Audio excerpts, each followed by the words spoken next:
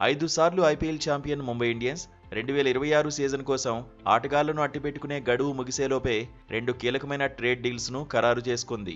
ఈ అద్భుతమైన ఒప్పందాల ద్వారా ముంబై ఇండియన్స్ తమ పాత ఆటగాళ్లైన శార్దూల్ ఠాకూర్, షెర్పేన్ రోథర్ఫోర్డ్లను తిరిగి జట్టులోకి తీసుకుంది.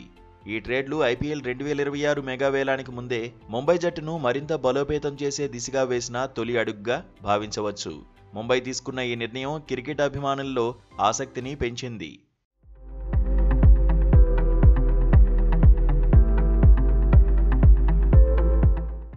లార్డ్ అని పిలువబడే భారత ఆల్రౌండర్ శార్దూల్ ఠాకూర్ను లక్నో సూపర్ జెయింట్స్ నుంచి ట్రేడ్ ద్వారా కొనుగోలు చేసింది.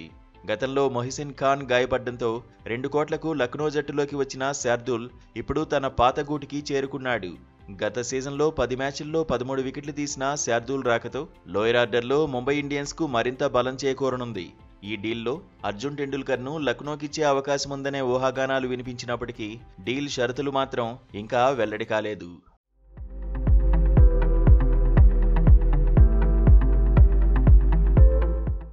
శార్దూల్ ఠాకూర్ ట్రేడింగ్ వార్తను ధృవీకరించిన వెంటనే ముంబై ఇండియన్స్ తమ రెండో ముఖ్యమైన డీల్ను ప్రకటించింది. వెస్టిండీస్ స్టార్ ఆల్రౌండర్ షెర్పేన్ రోథర్ఫోర్డ్ను గుజరాత్ టైటాన్స్ నుంచి 2.6 కోట్ల ధరతో ట్రేడ్ ద్వారా దక్కించుకుంది. రోథర్ఫోర్డ్ 2025 సీజన్లో గుజరాత్ తరఫున 13 మ్యాచ్ల్లో 291 పరుగులు చేసి మంచి ఫామ్లో ఉన్నాడు.